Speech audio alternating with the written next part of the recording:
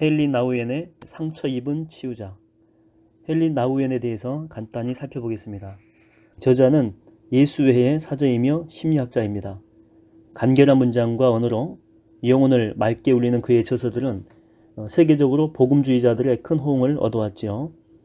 또한 그의 책들이 세속적인 명예를 멀리한 채 그리스도적인 사명감에 충실했던 이 삶의 과정에서 쓰여졌기 때문에 현대 교회에 근본적인 도전들을 주게 됩니다. 그는 1932년 네덜란드에서 출생했고 1957년 예수의 사제로 서품을 받았고 다시 6년간 심리학을 공부하게 됩니다. 그 뒤에 미국으로 건너가서 2년간 신학과 심리학을 통합해서 연구했고 마침내 30대에 노틀담 대학에서 심리학을 가르치기 시작합니다. 그리고 1971년부터는 예일대학교 교수로 재직하게 되죠. 1981년 그는 자신이 풍요로움에 대한 죄책감과 하나님의 뜻을 알고자 해서 강단을 떠나 페루의 빈민가로 와서 민중들과 함께하는 삶을 살았습니다. 그런 후에 그는 다시 미국으로 돌아와서 하버드 대학에서 강의를 하게 되죠. 그러나 그는 영혼의 안식을 느끼지 못했습니다. 그는 다시 강단을 떠나 프랑스 파리에 본부를 둔 정신지체 장애인 공동체인 라르시의 캐나다 토론토 공동체인 데이브레이크로 들어가게 됩니다. 이곳에서 그는 1996년 9월 심장마비로 세상을 떠나기까지 장애인들과 함께 생활하였습니다. 목차를 살펴보겠습니다. 첫 번째 머릿말 4개의 열린 문들. 1장 단절된 세상에서의 사역. 핵시대의 인간이 추구하는 것. 여기서 핵시대라고 하는 것은 핵을 보유한 시대죠. 2장 뿌리 없는 세대를 위한 사역. 도망자의 눈을 바라보며. 3장 소망 없는 사람을 위한 사역. 내일을 기다리며. 4장 외로운 사역자의 사역. 상처 입은 치유자. 그리고 맺은말 전진 이렇게 구성되어 있습니다. 먼저 머릿말입니다. 4개의 열린 문들. 현대사회에서 사역자라는 말은 무엇을 의미합니까? 지난 몇 년 동안 사역을 하기 원하는 많은 사람들에 의해서 계속 제기되어 온 질문들이죠. 이전에 사역에서 사용되던 익숙한 방법들이 와야 되고 전통적인 보호장치들이 힘을 상실한 것이 오늘날의 현실입니다. 다음에 이어질 각 장들에서 이 질문에 답하고자 합니다. 그러나 한 새로운 깨달음을 통해서 답을 얻을 때 그 답으로 말미암아서 또 새롭고도 많은 또 어려운 질문들이 내게 던져졌습니다. 내게 하나의 문이 열렸습니다. 그래서 나는 그 안으로 들어갔습니다. 그런데 거기에서 100개의 닫힌 문을 만나게 되었습니다. 라는 안토니오 포키아의 말처럼 말이죠. 그러나 나는 그 닫힌 문들에 대한 두려움 때문에 아예 어떤 문이든 열어볼 엄두도 내지 않는 어리석은 짓을 하고 싶지는 않습니다. 이 책은 문에 대한 이 비유를 바탕으로 해서 구성되었습니다. 이 책의 각 장은 현 시대의 사역이 지니고 있는 그 문제 속으로 들어가는 각각의 문과 같습니다. 첫 번째 문은 고통받고 있는 세상의 상태.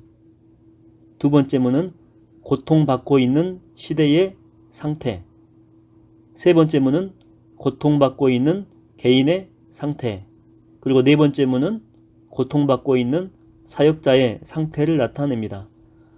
이 책은 한 가지 주제를 충분한 증빙 문서를 통해서 논증하려는 학문적인 책이 아니죠. 자신들이 사역에 적합한지 그리고 효율적으로 일하고 있는지 의문을 제기하는 사역자들에게 대답을 제시하는 것을 주요한 목표로 삼고 있습니다. 우리의 체험이 단편적이고 우리가 너무 성급하기 때문에 사역자들을 위한 지침서를 만들기가 어려워지는 듯합니다. 그러나 그런 모든 단편적인 조각들 가운데서도 한 가지 영상이 서서히 떠오르더니 사고의 중심이 되었죠. 바로 상처 입은 치유자의 영상이었습니다. 이 영상이 제게 최종적으로 떠올랐습니다. 현대인이 처한 어려움을 규명하려는 온갖 시도 끝에 나는 사역자 자신이 겪는 어려움을 규명하는 것이 필요하고 그것이 제일 중요하다는 사실을 깨닫게 되었습니다. 사역자의 부르심은 자신의 시대가 처한 고통을 그 마음으로 깨닫는 것이며 그 깨달음으로부터 그의 사역이 시작되기 때문입니다. 그가 혼란한 세상에 동참을 하거나 강박적인 것 같은 동시대 사람들과 관계를 맺으려 하거나 또는 죽어가고 있는 사람에게 말하려고 하는 등 그 모든 경우 그의 사역에 진실한 것으로 여겨지는 길은 자신의 마음으로 직접 경험한 고통을 말하는 것이죠. 그러므로 고통을 통해 얻은 상처가 다른 사람을 치유하는 원천으로 이용되는 방법을 사역자가 깊이 이해하지 못한다면 진정한 사역은 이루어질 수 없을 것입니다. 그래서 이 책의 제목을 상처 입은 치유자로 정했습니다. 제1장입니다. 단절된 세상에서의 사역. 부제목은 핵 시대의 인간이 추구하는 것. 핵을 보유하고 있는 시대의 인간이죠. 서론. 살다 보면 외모, 행동, 그리고 말투에 있어서 현대인들의 모습을 극적으로 보여주는 사람들을 가끔 만날 수 있습니다. 내 경우에는 피터가 그런 사람이었죠. 그는 내게 도움을 청하러 왔지만 나 역시 그로 인해 내가 살고 있는 이 세상을 새롭게 이해하게 되었습니다. 피터는 26살입니다. 그의 몸은 연약해 보였죠. 금발에 감싸인 얼굴은 창백한 도시처럼 야유했습니다. 그의 눈빛은 부드러우면서도 무언가를 갈망하는 듯한 우울함을 내뿜었습니다. 그의 입술은 관능적이고 그의 미소는 친밀감을 불러일으킵니다. 그와 나누는 악수는 단순히 형식적인 의뢰를 넘어서서 상대방에게 깊은 인상을 심어주지요. 말할 때 그의 어조는 자신의 이야기를 주의 깊게 들어달라는 그런 모습이 역력합니다. 피터와 이야기를 나누면서 나는 그의 생각을 알 수 있었습니다. 그는 자신의 삶의 근간을 이루고 있는 많은 경계들이 점점 모호해짐을 느끼고 있었습니다. 피터의 삶은 통제력을 상실한 채 표류하는 것처럼 보였고 많은 환경적 요인들에 의해 삶이 결정되는 것처럼 보였습니다. 그 자신과 주위 환경 사이에는 명확한 구분이 사라져갔고 자신의 생각과 감정들이 정말 자기 것이라기보다는 누군가에 의해서 자신에게 주어진 것이라고 느끼고 있었습니다. 때때로 그는 혼란스러웠습니다. 무엇이 환상이고 무엇이 현실인지 몰랐습니다. 그는 작은 악마들이 자신의 머릿속에 침입해서 고통스럽고 참기 어려운 혼란을 일으키는 듯한 이상한 느낌이 자주 들었다고 합니다. 누구를 믿을 수 있고 또 누구를 믿을 수 없는지, 무엇을 해야 하고 무엇을 하지 말아야 하는지, 왜 어떤 사람에게는 예라고 하고 어떤 사람에게는 아니오라고 말해야 하는지 알지 못합니다. 선과 악, 추함과 아름다움, 마음을 끄는 것과 혐오스러운 것들 사이의 구분이 점점 의미를 잃어가고 있었습니다. 쉽게 받아들이기 어려운 제안에 대해서조차 그는 해봅시다.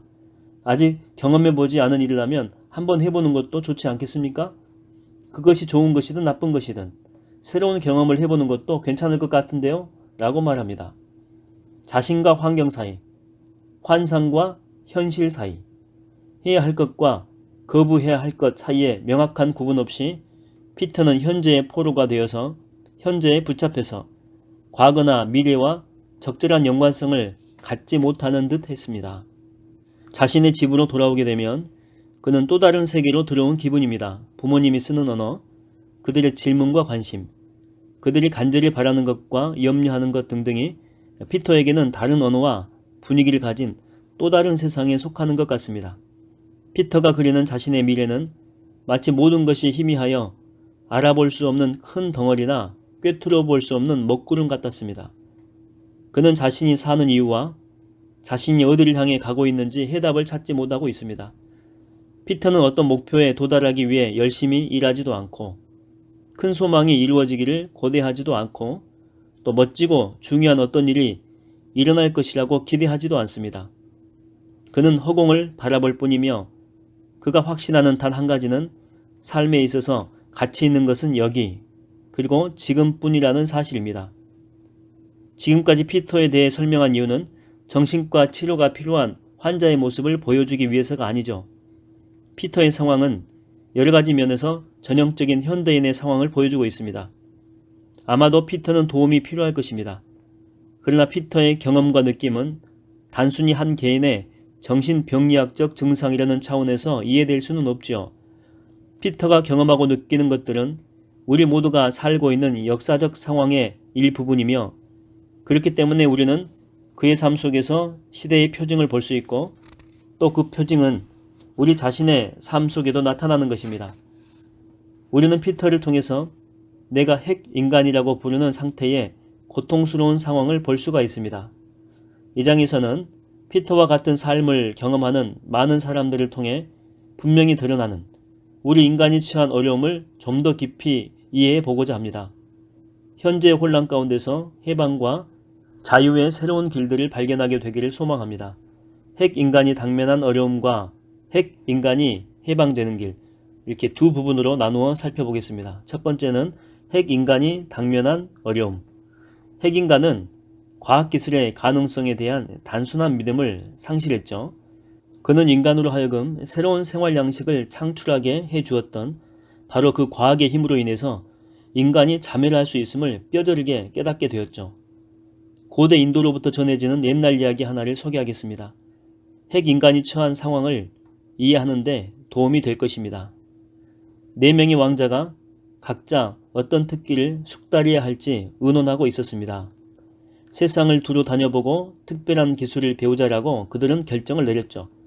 그래서 그들은 나중에 다시 만날 장소를 정한 뒤에 각자 다른 방향으로 떠났습니다. 시간이 흘려 그 형제들은 약속한 장소에서 다시 만났습니다. 그리고 무엇을 배웠는지 서로 물어보았습니다. 첫째 왕자가 말했습니다. 나는 어떤 생물의 뼈 한 조각만 가지고 있어도 살을 즉시 만들어낼 수 있는 기술을 배웠어. 둘째 왕자가 말했습니다. 나는 그 생명체의 뼈에 살이 붙어 있으면 거기에 피부를 덧붙이고 털이 자라도록 하는 방법을 알고 있어. 셋째 왕자가 말했습니다. 살과 피부 그리고 털이 있다면 나는 팔 다리를 만들 수 있어. 마지막으로 넷째 왕자가 말했습니다. 만약 그 생물이 팔 다리도 있고 완벽한 형태를 갖추게 되면 나는 거기에 생명을 불어넣는 방법을 알아. 이렇게 해서 4명의 형제들은 자신들의 특기를 선보일 수 있도록 뼈 한 조각을 찾아서 정글로 들어가게 됩니다. 그러나 운명의 장난이었는지 4명의 왕자들이 찾아낸 뼈는 사자의 뼈였습니다. 하지만 그들은 아무것도 모른 채 그 뼈를 집어들였습니다. 첫째가 그 뼈에 살을 붙였고 둘째가 거기에 가죽을 씌우고 털이 자라나도록 했으며 셋째가 거기에 맞는 팔 다리를 만들어 그 몸을 완성시켰고 넷째는 그 사자의 생명을 불어넣었습니다. 생명을 되찾은 그 야수는 무성한 갈기를 흔들어대며 무시무시한 입과 날카로운 이빨 그리고 무자비한 발톱으로 자신의 창조자들에게 덤벼들었습니다. 사자는 4명의 왕자들을 모두 죽인 뒤 만족스러운 표정을 지으며 숲속으로 사라졌습니다. 이렇게 핵인간은 자신의 창조적 힘이 자멸의 잠재력을 지니고 있음을 깨닫고 있었죠. 핵시대에는 새로운 산업 단지들 덕분에 과거에는 수년이 걸려 생산했던 것을 단 몇 시간 만에 생산해내는 것이 가능해졌죠. 그렇지만 한편으로는 바로 그 산업들이 대기 오염 또 소음을 유발해서 생태계의 균형을 깨트리며 핵인간이 몸담고 살아가는 환경을 오염시키고 있지요. 핵인간은 차를 몰고 다니고 라디오 듣고 텔레비전을 보지만 자신이 사용하는 그 도구들의 작동 원리들에 대해서는 잘 모릅니다. 무언가의 결핍이 더 이상 삶의 동기가 되지 못하는 물질 풍요의 시대에 그는 살고 있지요. 그러면서도 그는 삶의 방향과 의미, 목적 등을 여전히 찾고 있다고 하는 것입니다. 이 모든 것들을 통해서 그는 필연적으로 알게 된 사실 때문에 고통스러워합니다. 인간이 이 지상의 생태계를 파괴할 뿐 아니고 그 복구 가능성마저 파괴할 수 있는 시대에 살고 있다는 사실이 그 하나이죠.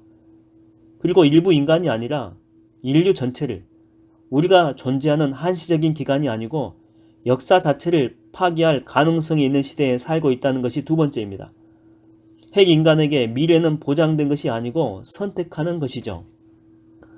핵시대 이전의 인간도 아마 이 세상이 정말로 역설적이라는 사실을 깨달았을 것입니다. 즉 이 세상에는 삶과 죽음이 섬뜩하게 서로 인접해 있고 인간은 너무 쉽게 끊어질 수 있는 가느다란 줄에 매달려 있었죠. 그러나 그는 이전 시대로부터 내려온 인생에 대한 낙관적인 시각으로 이러한 지식에 적응을 했다는 것이죠. 그러나 핵인간에게는 이 새로운 지식이 과거의 가치관으로 얼버무려질 수도 없고 가정이나 학교 등 전통적인 이 기관들의 영향으로 바뀔 수도 없다고 하는 것입니다. 오히려 그로 말미암아 기존의 인간들이 가지고 있던 모든 준거의 틀이 근본적이고도 분명하게 무너진다고 하는 것이죠. 그에게 문제가 되는 것은 핵 전쟁 같은 새로운 위험이 미래에 도사리고 있다는 사실이 아니라 미래라고 하는 것이 결코 존재하지 않을지도 모른다라고 하는 것이죠. 젊은 사람이라고 해서 반드시 핵 인간인 것도 아니고 나이 든 사람이라고 해서 핵 시대 이전의 인간인 것도 아니죠. 그 차이는 나이에 있는 것이 아니고 그들의 의식과 그에 관련된 생활 양식에 있습니다. 역사 심리학자 로버트 J. 리프톤은 핵 인간이 처한 어려움의 성격을 몇 가지 탁월한 개념으로 정의합니다. 리프톤의 정의에 따르게 되면 세 가지죠. 역사적인 단절, 또 파편화된 이데올로기, 여기서는 단편화된 이데올로기 이렇게 번역합니다. 또 새로운 불멸에 대한 추구 등으로 핵 인간을 특징 지을 수가 있습니다. 첫 번째, 역사적인 단절. 피터의 아버지가 피터에게 기말 시험은 언제 보는지, 결혼할 좋은 여자가 있는지 물어볼 때에, 그리고 어머니가 그에게 고백 성사와 성체 성사, 캐톨릭 학생의 입회 여부에 대해서 조심스럽게 물어볼 때에 그 두 사람은 피터의 미래에 대한 자신들의 기대와 피터의 기대가 본질적으로 같을 것이라고 생각하면서 물어보는 것이죠. 그러나 자신들을 새로운 미래의 개척자로 생각했던 부모들과는 달리 피터는 자신을 생존 실험의 마지막 대상 중 하나로 생각하죠. 그래서 피터의 부모님들이 사용하는 상징들은 핵시대 이전에 인간의 사고방식을 가지고 있는 그때 그 사람들에게는 통용되지만 피터에게는 그렇지 못하다라고 하는 것입니다. 피터의 이러한 경험을 우리는 역사적인 단절이다 이렇게 부릅니다.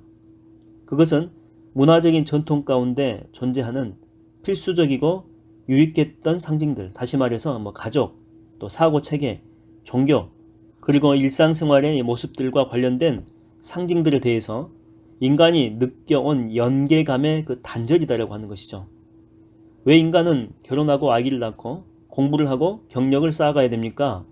왜 인간은 새로운 과학기술을 개발해야 되고 새로운 기관을 설립해야 하며 새로운 아이디어를 개발해야 됩니까?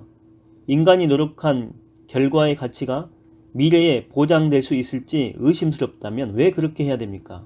여기서 중요한 점은 핵 인간에게는 창조적 삶을 사는데 필수적인 연속의식이라고 하는 것이 결여되어 있다고 하는 사실이죠.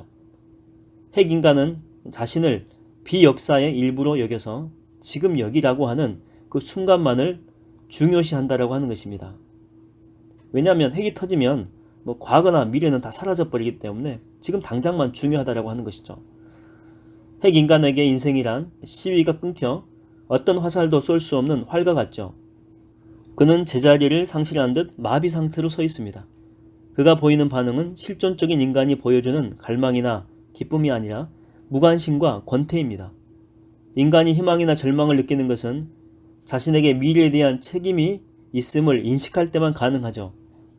그러나 자신을 극단적으로 복잡한 기술 관료주의의 희생양이라고 생각하게 된다면 그의 삶의 동기는 약화되고 그의 삶은 이 순간에서 그 다음 순간으로 의미 없이 흘러가는 것, 그리고 우발적 사건과 우연한 일들의 무작위적 연속에 불과하다라고 하는 것이죠. 전통적 기독교가 인간을 자유하게 하던 능력이 왜 핵 인간에게는 힘을 발휘하지 못하는가 라는 질문에 대한 답을 얻고자 한다면 그에 앞서서 우리는 한 가지 사실을 깨달아야 됩니다. 기독교의 설교의 대부분은 인간이 자신을 의미 있는 역사적 존재로 본다는 전제하에 근거하고 있다는 사실이죠.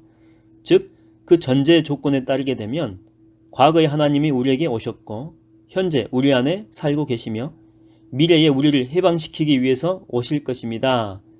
그러나 역사의식이 결여된 인간이 그러한 기독교의 메시지를 접하게 되면 험한 길을 떠나야 하는 이 청년에게 위대한 개척자들에 대해서 강의하는 것과 마찬가지다라고 하는 것입니다. 두 번째입니다. 단편화된 이데올로기. 번역은 이렇게 했지만 파편화된 이데올로기 이렇게 번역하는 게 더 맞다라고 생각이 됩니다. 여기서는 단편화된 이데올로기 이렇게 번역하고 있죠. 피터의 삶에서 가장 놀라운 것들 중 하나는 그의 가치체계가 아주 빠르게 바뀐다는 점입니다. 수년 동안 피터는 매우 엄격하고 순종적인 캐톨릭 신학생이었습니다. 그는 매일 미사에 참여했고 공동 기도에도 몇 시간씩 참여했고 예전위원회 활동도 열심히 했습니다. 또 신학교의 학과목들을 공부하는 데도 흥미를 가졌을 뿐만 아니고 열성까지 있었죠.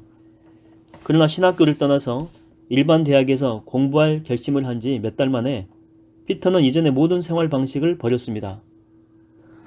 주일 미사에도 참여하지 않았고 다른 학생들과 술을 마시고 놀면서 밤을 새우기 일쑤였습니다. 게다가 여자친구와 동거했고 자신의 신학적 관심사와는 거리가 먼 분야를 택해서 공부했고 하나님이나 신앙에 대해서 거의 이야기하지 않았습니다. 그것이 더욱 놀라운 이유는 피터가 예전에 다녔던 신학교에 대해서 전혀 나쁜 감정을 갖고 있지 않다는 데 있죠.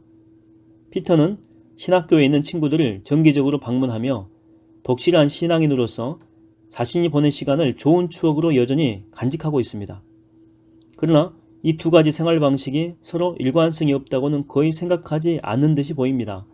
두 가지 경험 모두 각기 가치가 있고 장단점이 있는데 왜 하나의 관점, 한 가지 사상, 그리고 불변의 한 가지 중거 틀에 따라 살아야 하는지 모르겠다라고 하는 것입니다. 포스트 모더니즘적인 그런 생각이죠. 피터는 신학교에서 보낸 시간을 후회하지도 않았고 자신의 현재 상황을 지나치게 미워하지도 않습니다. 내일이면 모든 것이 또 달라질지도 모릅니다. 누가 알겠습니까? 그 모든 것은 누구를 만나고 어떤 경험을 하고 그 순간에 어떤 생각을 하고 어떤 욕구를 느끼느냐에 따라서 달라진다라고 하는 거죠. 피터와 같은 핵인간은 이데올로기 없이도 살아간다라고 하는 것이죠. 그는 확고하고 완전한 형태의 이데올로기로부터 더 유동적이고 단편화된 이데올로기로 자리를 옮겨온 것입니다. 하나의 고정된 이데올로기가 없다라고 하는 것이죠. 우리 시대의 가장 현저한 현상들 중 하나는 다양하고도 상반된 사상, 또 전통, 종교적 확신, 그리고 생활 양식 등을 사람들이 너무나 많이 접하고 있다는 사실입니다. 대중매체를 통해서 사람들은 인간이 겪는 가장 역설적인 경험들에 직면하게 됩니다. 한 사람의 생명을 살리기 위해서 심장 이식 수술처럼 가장 정교하고 값비싼 일이 이루어지는 것을 접하는가 하면 수천 명의 사람들이 기아로 죽어가는데도 그들을 돕지 못하는 이 세상의 무력함을 바라보게 됩니다. 다른 행성으로 여행을 떠나는 인간의 능력을 목격하기도 하지만 이 땅에서 벌어지고 있는 어리석은 전쟁조차 종식시키지 못하는 인간의 무능함을 보기도 합니다. 인권 및 기독교 윤리에 대한 차원 높은 토론을 나누기도 하지만 브라질과 그리스 그리고 베트남에 있는 고문실에 대한 소식도 접하게 됩니다. 댐을 세워서 강의 흐름을 바꾸고 비옥한 새 토지를 만들어내는 인간의 능력에 놀라기도 하지만 지진, 홍수, 폭풍에 의해서 인간이 한 세대 동안 건설한 것보다 더 많은 것이 한순간에 파괴되는 모습도 바라보죠. 이러한 모든 것들을 접하는 인간은 하나의 사상이나 개념 또는 사고체계를 가지고 상반된 이미지들을 한데 묶어서 삶에 대한 일관된 전망을 도출해 낼 수 있을 거라고 하는 자기 기만적인 생각은 하지 않는다라고 하는 거죠. 포스트 모던 시대의 문화는 핵인간에게 좀 더 융통성을 가질 것을 요구하고 있습니다. 다시 말해서 핵인간은 현재 주어진 상황에 대해서 최상의 답변을 제공해 줄 수 있는 사상적인 단편들을 언제라도 이렇게 받아들일 수 있는 열린 자세를 갖추고 그에 따라 살도록 요구받고 있는 것이죠. 역설적으로 들리겠지만 핵인간은 자신이 처한 그 환경의 순간적인 인상에 전적으로 자신을 몰입시킵니다. 그래서 커다란 흥분과 환희를 체험하게 되죠. 그러니까 핵인간은 언제 어디서나 진실하고 타당한 그 무엇이 있다는 것을 절대 믿지 않습니다. 그는 반면에 순간적이며 즉석에서 이루어지는 임기응변적인 삶을 살아가는 것이죠. 그의 삶은 콜라주 기법으로 만든 작품 같습니다. 다양한 조각들을 조합해서 인간이 그 순간에 어떻게 느끼고 있는가를 보여주고 있죠. 그의 음악은 즉흥곡입니다. 여러 작곡가들의 주제를 한데 묶어서 순간적이고 새로운 어떤 것을 만들어내죠. 다른 사람과 의사소통하고 다른 사람의 반응을 얻어낼 필요는 있지만은 다른 누구에게 강요하려는 뜻은 전혀 없습니다.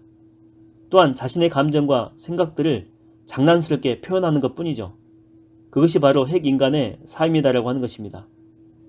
이렇게 단편화된 이데올로기 때문에 핵인간은 하나의 사상을 위해서 기꺼이 목숨을 바치거나 살인을 저지를 수도 있는 광신자가 되지를 못하죠.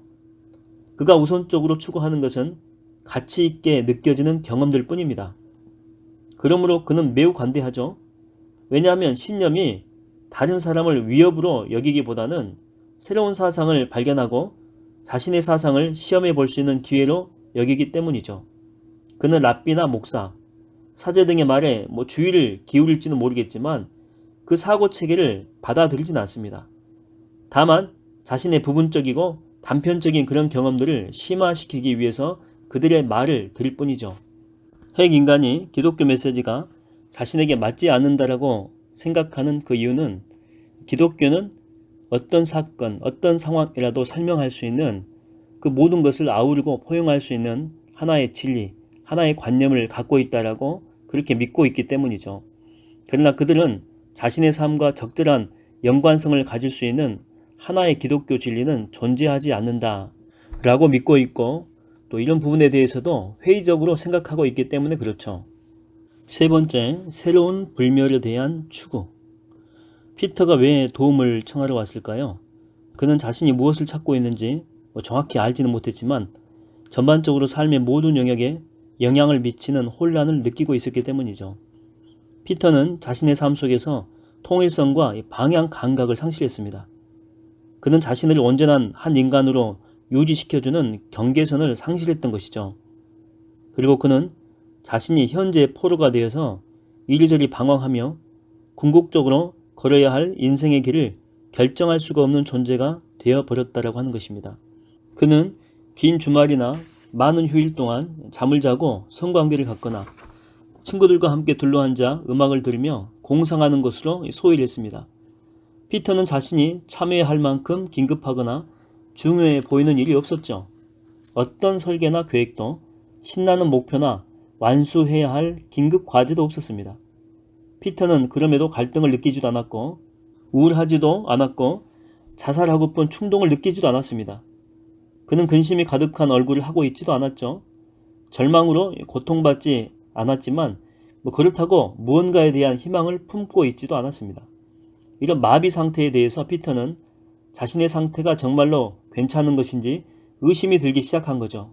안고 싶고 입 맞추고 싶고 몸을 내던져 사랑의 행위를 하고 싶은 그런 욕망을 다 충족시킨다고 해서 자유롭게 활동하며 새로운 걸음을 내디딜 수 있는 자유를 얻게 되는 것은 아니다라고 하는 사실을 깨닫게 된 것이죠. 이 세상에서 인간이 살아가는데 사랑만 있으면 충분하다라고 하는 것은 정말로 그런 것인지, 또한 창조적으로 생각해 볼 때에 인간의 한계를 뛰어넘는 방법을 모색해야 할 필요가 있는 것은 아닌지 그는 생각하기 시작한 것입니다. 아마도 우리가 피터 개인의 인생사를 이렇게 들여다보면 그가 무관심한 사람이 되어버린 원인을 시사해 줄 만한 사건이나 경험을 발견할 수 있을지도 몰라요. 그러나 피터의 마비 상태를 창조성의 원천을 상실한 핵인간의 상태로 보는 그런 시각도 타당할 거라고 생각이 됩니다. 창조성의 원천은 바로 불멸의식이죠. 그러니까 인간이 자신의 죽음 이유를 바라볼 수가 없고 자신의 삶이 존재하는 시공을 넘어서서 자신의 존재의 의미를 발견하지 못할 때 인간은 창조의 욕구를 상실하게 되고 자신이 인간이라는 것에 대해서 기쁨을 잃어버리게 된다고 하는 것이죠. 그래서 나는 피터의 문제를 불멸의 존재가 될 수 있는 새 방법을 모색하고 있는 핵인간의 문제로 보고 싶다라고 하는 것입니다. 리프톤은 불멸의식의 위협이야말로 핵인간이 당면한 핵심 문제라고 봅니다. 이 불멸의식이라고 하는 것은 우리 내면의 연속의식이 다양한 삶의 요소들과 더불어서 시공을 초월해서 지속되기를 바라는 강력하고도 보편적인 욕구죠. 그러나 불멸하기 위한 전통적인 방편들은 핵인간에게는 아무런 효력이 없습니다. 핵인간은 자기 파괴적인 이 세상에 자녀들을 낳고 싶지 않다라고 종종 이야기를 하죠. 이 말이 의미하는 바는 자녀를 통해서 계속 살고 싶어하는 인간의 욕망이 역사 종말의 가능성으로 말미암아 소멸됐다고 하는 것이죠. 다시 말하면 핵폭탄 한 번이면 인간들의 모든 업적이 순식간에 제로 변할 텐데 그가 왜 자신의 업적을 통해서 삶을 이어가고 싶겠습니까? 지금 여기에 대한 믿음도 없는데 어떻게 내세에 대한 믿음이 불멸 추구에 대한 답이 될 수 있겠어요? 죽음 이후의 삶이라고 하는 것도 죽음 이전의 삶을 근거로 해서만이 생각할 수가 있고 이 땅이 의지할 만한 것이 못되고 기약할 만한 것이 없는 상황에서, 그러니까 핵폭탄으로 다 날아가 버리는 것이죠. 그렇다면 아무도 새 땅을 꿈꿀 수 없다라고 하는 것이죠. 그러니까 어떤 형태의 불멸도 핵인간이 인간 존재의 한계를 뛰어넘어 자신을 바라볼 수 있도록 도와줄 수는 없다라고 하는 것입니다. 그러니까 지금 현재 이곳이 존재하지 않고 어차피 또 미래의 시간이 흘러도 핵폭탄으로 세상이 사라져 버린다면 미래에 대한 어떤 소망도 그 핵인간에게는 존재하지 않는다라고 하는 것입니다. 뭐 자녀를 통한 것이든 자신의 업적을 통한 것이든 또 자연을 통한 것이든 아니면 천국에서 불멸하는 것이든 다 마찬가지다라고 하는 것이죠. 또 뭐 설교를 통해서 우리가 듣는 것 가운데 하나가 뭐냐면 우리는 약속된 것들이 이루어지는 새 땅을 향해 나아가고 있습니다. 이 세상에서 인간이 행하는 창조적인 활동은 내세의 삶을 미리 보여주는 징표입니다. 뭐 이런 가르침이나 이런 설교들. 그런데 아무리 이런 말들을 해도 자신이 살고 있는 세상에 자멸 가능성에 대해서 염려하고 있는 사람들한테는 아무런 공감도 불러일으키지 못한다라고 하는 것이죠. 이제 핵인간에 대한 이 기술을 마무리하고자 합니다. 피터는 핵인간의 모델로 우리가 택한 사람이죠. 그는 그의 역사적인 단절, 그의 단편적인 또 파편화된 이데올로기, 그리고 그가 새로운 방식의 불멸을 추구하고 있다라고 하는 것을 우리가 살펴봤죠. 인식되거나 뭐 드러나는데 정도의 차이는 있겠지만 피터의 생활 방식에서 나타나는 몇몇 특징들이 당신 자신이나 당신의 친구들에게도 있음을 우리는 분명히 깨닫게 된다고 하는 것입니다. 그러나 어쨌든 그런 인식이 바탕이 될 때 기독교가 직면한 이 과제는 뭐냐면 현대적인 시대상에 적응해 가는 것이 아니겠죠. 현대 시대에 적응해가지고 정체성을 잃어버리면 안 되니까. 반면에 그럼에도 불구하고 여전히 기독교의 기존 가정들, 여기서는 기존 가정이라고 했지만 진리들이겠죠. 이런 진리들이 여전히 기독교 구원론의 근간이 될 수 있는지 우리는 한번 자문해보는 그런 태도가 필요하다라고 하는 것입니다. 자, 지금까지 핵인간이 당면한 어려움을 살펴봤고, 그렇다면 두 번째입니다. 핵인간이 해방되는 길에 대해서 살펴보도록 하겠습니다. 주위를 돌아보게 되면 단절과 분열에 의해서 마비되고 자신의 필멸성, 핵폭탄이 터져서 멸망한다 그런 의미겠죠. 이런 것들의 포로가 된 사람들이 있다라고 하는 것입니다. 그러나 자신을 구속하고 있는 어려움의 사슬로부터 벗어나고 필멸이라고 하는 자신의 상태를 초월하며 자신의 한계를 벗어나서 새로운 창조력의 원천을 체험하려는 적극적인 삶의 실험을 해보려고 하는 사람들도 있다라고 하는 거죠. 핵인간의 강박과 고통에 직접 참여해본 바에 의하면 핵인간이 자신이 갇혀있는 아래 껍질을 깨고 날아가기 위한 방법에는 크게 두 가지가 있는 듯 합니다. 첫 번째는 신비주의 방법, 두 번째는 혁명적 방법. 두 가지 모두 경험적인 초월의 방식이다라고 할 수가 있죠. 이 두 가지 방법 모두 새로운 관점을 갖게 하고 새로운 생활 양식을 제시합니다. 그러므로 이제부터는 이 두 가지 방법에 대해서 기술하고 그것들이 어떻게 상호 관련되어 있는지 한번 살펴보도록 하겠습니다. 첫 번째는 신비주의적 방법입니다. 신비주의적 방법은 내적인 방법이라고 볼 수 있죠. 인간은 자신의 내적 삶으로부터 보이지 않는 것의 실체, 또 존재의 근원, 이런 관계를 찾으려고 합니다. 그곳에서 인간은 가장 개인적인 것이 가장 보편적이다라고 하는 사실을 발견하게 되죠. 그러니까 내면 안에서 깊이 묵상하다 보면 개인의 묵상으로 시작했지만 이게 보편적으로 통하는 진리라고 하는 사실에 거기까지 간다라고 하는 것이죠. 개개인의 특성, 심리적 차이, 그리고 성격, 유형 등의 피상적인 한계를 넘어서 다른 모든 존재들을 수용할 수 있고 존재하는 모든 것들과 의미 있는 관계를 형성할 수 있는 그런 중심점을 발견할 수 있다고 하는 것입니다. 환각제의 환각작용을 경험한 후에 그 마약이 일으키는 느낌에 대해서 사람들이 이야기한 것을 들은 적이 있습니다. 환각제를 복용해서 흥분된 동안 그들은 잠시나마 소외감을 떨쳐버릴 수 있다고 하죠. 인간을 하나로 이렇게 묶는 신비로운 그 힘에 자신이 매우 가깝게 다가간 것 같은 그런 느낌도 받았고 죽음 이후에 무엇이 있는지에 대한 이 통찰을 얻어서 그들 자신이 자유로움을 느끼는 것 같다 그렇게 이야기를 했습니다. 요즘에는 명상이나 정신통일 또는 묵상을 위한 장소, 선 있죠, 선이나 요가 센터들이 자꾸 늘어나고 있습니다. 이와 같은 현상은 핵인간이 생사의 경계를 뛰어넘어 모든 인간의 전체 역사 및 자연과 깊은 관계를 맺을 수 있는 한순간, 또 한 시점, 또는 하나의 중심점을 차지를 하고 있음을 보여주고 있죠. 이 경험적 초월의 방식에 대한 정의를 어떻게 내리든지 핵인간은 그 방식을 통해서 자신이 속한 세상의 그 환경을 초월해서 자신의 일상생활에서 벗어나서 한 단계, 두 단계, 또 세 단계 그 이상의 단계를 통해서 초월적인 실체를 경험하기를 원한다라고 하는 것이죠. 이런 경험을 통해서 그는 냉소적인 그 자신의 삶을 극복하고 자신이 살아가는 삶의 중심부에 도달할 수 있죠. 그렇게 되었을 때 그는 시작도 끝도 모르겠지만 그 어떤 이야기에서 자신이 독특한 위치를 갖는다고 느끼게 된다는 것입니다. 이와 같이 핵인간은 비실체적인 자신의 야망과 충동으로부터 창조적인 거리를 유지하는 거죠. 내적인 명상이나 또 내적인 수도를 통해서 그래서 스스로 이루는 애연이 지니고 있는 악순환의 고리를 끊으려 한다라고 하는 것입니다. 여기서 스스로 이루는 애연이라고 하는 것은 인간 스스로가 음울한 예측을 하며 괴로워하다가 결국 그 예언이 이루어지도록 만들고 마는 것을 뜻합니다.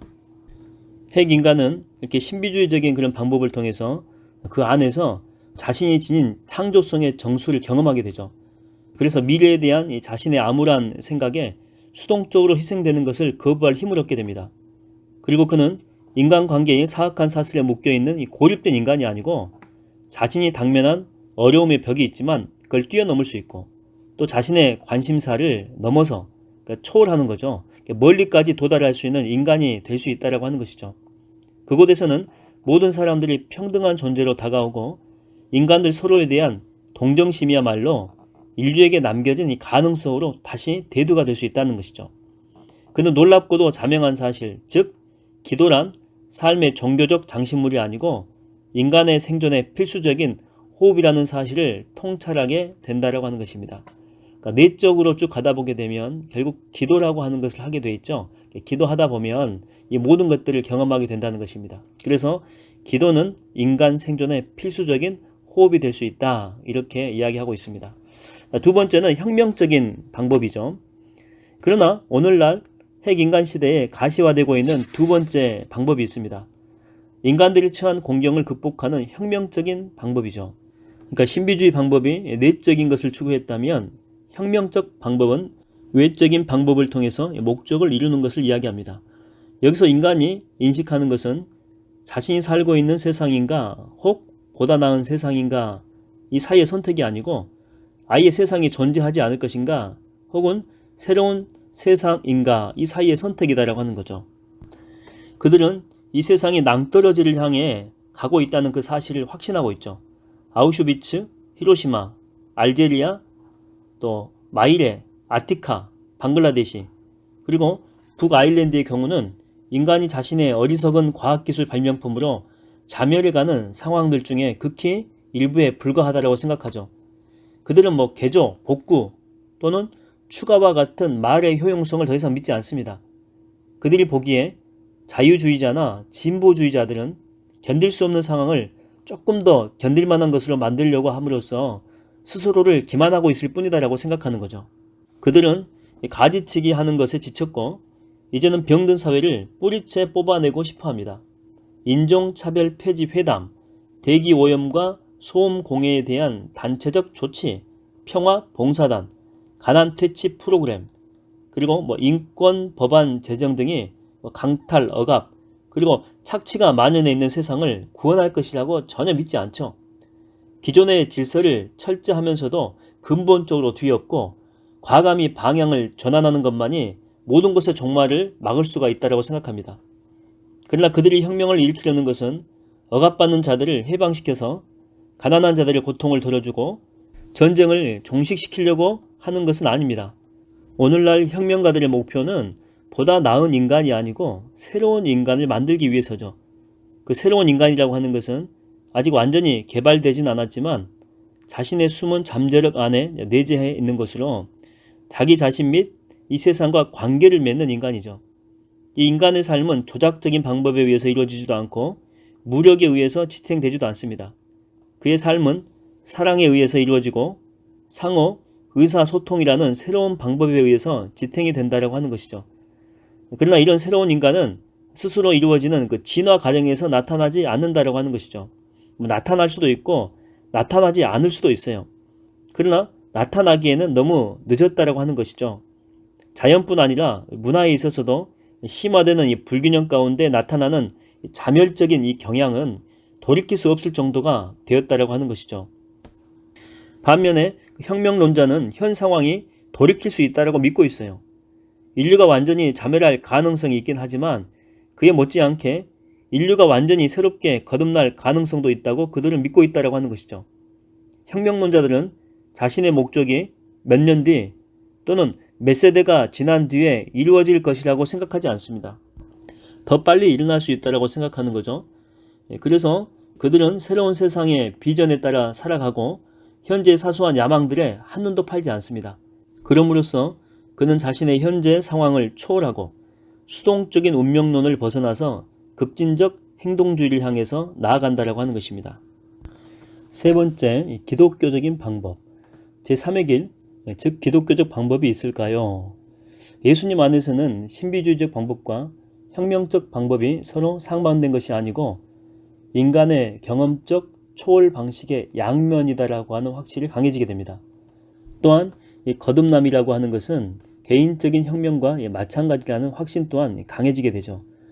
그래서 진정한 혁명주의자는 그 중심에 있어서 신비주의자가 돼야 되고 신비주의자의 길을 걷는 사람들 역시 인간 사회가 지닌 모호한 속성을 벗겨야 할 의무가 있는 것이죠. 여기서는 또 혁명적 그런 모습이 있어야 된다고 하는 거죠. 그래서 신비주의와 혁명주의는 급격한 변화를 일으키려는 하나의 시도가 지닌 두 가지 측면이죠. 신비주의자는 사회 비평가가 될 수밖에 없습니다. 왜냐하면 자기 성찰을 통해서 그는 병든 사회의 뿌리를 발견하게 될 것이기 때문이죠. 마찬가지로 모든 혁명주의자는 인간으로서 자기 자신의 상태와 직면할 수밖에 없습니다. 새로운 세계를 위해서 투쟁하는 가운데 자신이 자신의 두려움 및 거짓된 야망과도 싸우고 있다는 것을 발견할 것이기 때문이죠. 그래서 혁명주의자와 신비주의자 모두 자신이 안전하게 보호받고 싶어하는 이기적인 욕구로부터 벗어나야 되고 자신과 자신이 속한 이 세상의 끔찍한 상황을 두려움 없이 직시해야 된다고 하는 거죠. 따라서 핵인간을 그 마비 상태로부터 해방시키는 것이 우리 시대의 위대한 혁명가들과 위대한 묵상가들의 공통 관심사라는 그 사실은 놀라운 것이 아닙니다. 그들의 성격은 아주 다를지는 몰라요. 그렇지만 그들은 똑같은 비전을 가지고 있는데 그 비전은 급진적 자기 비판, 신비적 방법이죠. 또 급진적 행동주의, 혁명적 방법이죠. 이 두 가지를 야기시킨다라고 하는 것입니다. 이 비전을 통해서 핵인간은 과거와 미래의 단절된 연계성을 회복시킬 수 있고 또 단편적인 이데올로기에 통일성을 부여할 수가 있죠. 또 죽을 수밖에 없는 자아의 한계를 또 뛰어넘을 수가 있다고 하는 것입니다. 이 비전으로 말미암아서 우리는 자신과 이 세상으로부터 창조적인 거리를 유지할 수 있고 인간이 당면한 이 공경이라고 하는 한계의 벽도 초월할 수가 있다고 하는 것입니다. 혁명주의자와 신비주의자 모두에게 있어서 삶이라고 하는 것은 우리의 인간적 존재를 가리고 있는 그 장막을 걷고 우리에게 명백하게 제시된 그 비전을 따라가는 것을 의미하죠.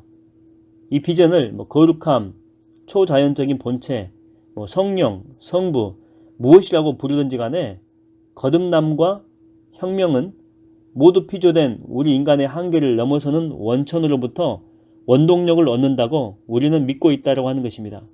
예수님은 우리들을 위해서 경험적 초월을 모색하는 우리들이죠. 인간에게 혁명과 회심이란 서로 분리될 수 없음을 명백하게 보여준 분이시죠. 그러니까 회심하게 되면 반드시 혁명적인 그런 자세를 가지게 돼 있다라고 하는 것이죠. 예수님께서는 우리 가운데 오셔서 인간의 마음을 변화시키는 것과 인간 사회를 변화시키는 것이 별개의 과제가 아니고 십자가의 두 기둥처럼 서로 연결되어 있다는 것을 그 누구보다도 가장 강력하게 우리에게 말씀하고 계십니다. 예수님은 혁명주의자이셨지만 극단주의자는 아니셨죠. 그분은 사상을 주는 게 아니고 그분 자신을 주셨기 때문이죠. 예수님은 또 신비주의자이셨죠. 그렇지만 사회적 악을 피하기 위해서 하나님과의 친밀한 관계를 이용하지 않으십니다. 오히려 반역자로서 처형당하심으로 주변에 충격을 주었죠. 이런 의미에서 예수님은 여전히 핵인간의 해방과 자유의 길이 되셨다라고 하는 것입니다. 결론적으로 말씀드리겠습니다. 우리는 핵인간이 당면한 공경이 역사적인 단절, 단편화된 이데올로기, 그리고 불멸의 추구라고 하는 것을 살펴보았죠. 또한 핵인간이 자신의 한계를 초월하는 방법이 신비주의적 방법과 혁명적인 방법이라는 것도 살펴봤죠. 그리고 마지막 이 두 가지 방법이 서로 상반되는 것이 아니고 초월적 경험이라는 방식의 두 측면이라는 사실과 그것을 그리스도께서 그리스도인인 우리에게 명백히 보여주셨다는 것을 알게 됐습니다. 당신은 자신을 신비주의자나 혁명가로 생각하기를 주저할 수 있어요. 그러나 볼 수 있는 눈과 들을 수 있는 귀가 있다면 우리는 우리 안에 신비주의자나 혁명가가 있음을 인식하게 된다고 하는 거죠. 자극적일 정도로 명확하게 드러날 때도 있고 단지 부분적으로만 드러날 때도 있습니다.